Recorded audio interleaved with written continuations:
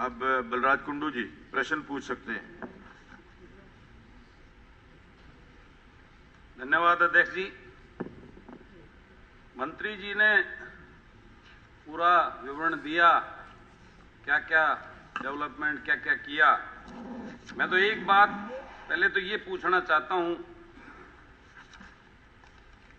और एक सदन में एक बात भी रखना चाहता हूं, अपना एक सुझाव भी, कि ये जो इस प्रकार के मामले, ये भी एक प्रश्न जैसा ही है, ये गलत नहीं पूछ रहा, प्रश्न पूछ लो जो भी पूछ लो। वो ये है कि जो ये मुद्दे हैं इस पे चर्चा हमें उन बेटियों का जिक्र नहीं करना चाहिए, हमें जिक्र करना चाहिए उन दोषियों का।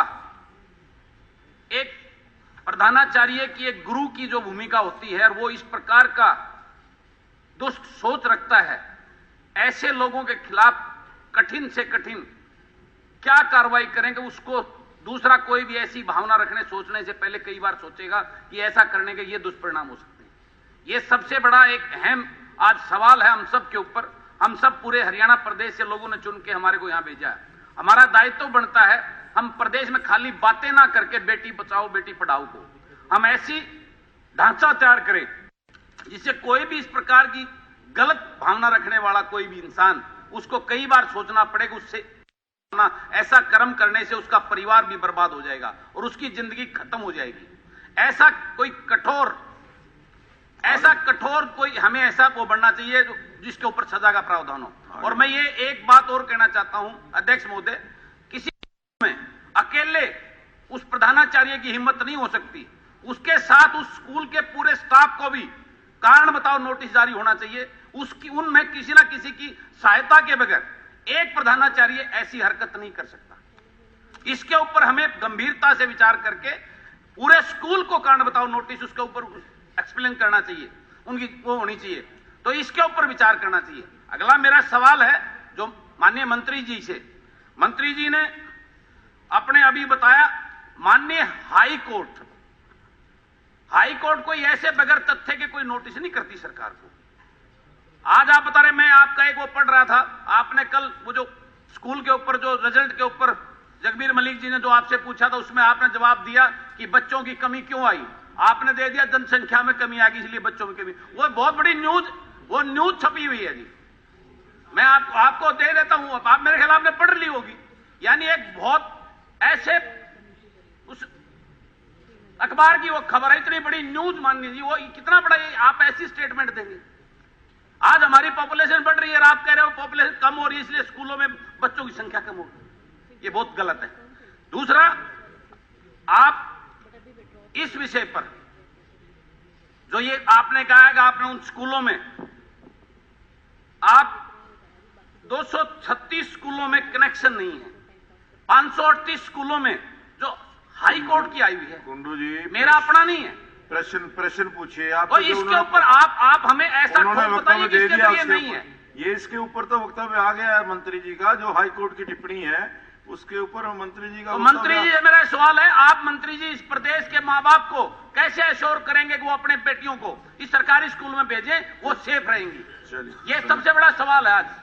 आज कोई भी गरीब आदमियों की बच्चियां पढ़ती हैं आज सरकारी स्कूलों में, मंत्री जी अगर उनके। और दूसरा एक सवाल और है जी, जो आपने स्कूल मर्ज कर दिए कम संख्या होने की वजह से, दूसरे गांव में जो वो बेटियां जाएंगी वहां तो और ज्यादा अनसेफ होंगी। वो उनके लिए क्या व्यवस्था कर रहे हैं, वो सेफ स्कूल में जाएं और सेफ वापिस आए।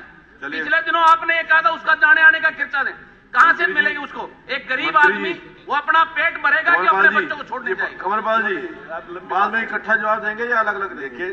जिस टिप्पणी की माननीय सदस्य बात कर रहे हैं वो माननीय हाई कोर्ट द्वारा 17/5/2023 को विभाग द्वारा दिए गए शपथ को लेकर की थी, जबकि टिप्पणी वाले दिन विभाग द्वारा पेंडिंग सभी कार्यों को पूरा हो जाने का एक नया शपथ दिया जाना था, परंतु अनपेक्षित रूप से माननीय कोर्ट द्वारा टिप्पणी कर दी गई। संबंधित मामले में अभी तक लगी तारीख पर विभाग ने जब अपना शपथ पत्र दिया तो कोर्ट ने इस पर पूर्ण संतोष जताया, कोर्ट पूरी तरह सेटिस्फाई है। धन्यवाद। दूसरी बात, आपने स्कूल मर्ज की बात कही कि स्कूल मर्ज कर दी हमने, तो इस पे भी जहां 20 से भी कम बच्चे हैं उन स्कूलों को मर्ज किया। जितने स्कूल हमने मर्ज किए उतने उससे 50% से ज्यादा हमने दोबारा खोल भी दिए सारे के सारे स्कूल। जहां बच्चे पूरे जहां तो दोबारा से स्कूल हम शुरू कर दें, ऐसा नहीं जो स्कूल हमने मर्ज कर दिया उसको हम खोल नहीं रहे। और दूसरी बात, अगर कहीं दूर है स्कूल तो उसमें ट्रांसपोर्ट की सुविधा की भी व्यवस्था हमने कर दी। श्री भारत भूषण बत्रा जी, चलिए हो गया। नहीं हो गया भाई, गुंडू जी हो गया। बत्रा जी को, बत्रा जी का समय है। बत्रा जी जितने बच्चे हैं जिस प्रकार की जरूरत होगी वैसी व्यवस्था कर देंगे। अगर मान लो बच्चे ही 8 हैं तो 3 व्हीलर भी कर सका काम। भाई कुंडू जी, कुंडू जी, बलराज जी, देखो ये व्यवहार ठीक नहीं है। आपको जो नियमों के मुताबिक या सदन की मर्यादा की गरिमा को रखते हुए अपनी व्यवहार करना चाहिए। बार बार कहने के बाद जब एक, हाँ जी, नहीं देखिए, जो एक नियम है कि आप एक प्रश्न पूछ सकते हैं, प्रश्न पूछ लिया आपने, 2 प्रश्न पूछ लिए, उन्होंने जवाब दे दिया, फिर भी आप बोले जा रहे हैं भारत भूषण ये वो दे दिया।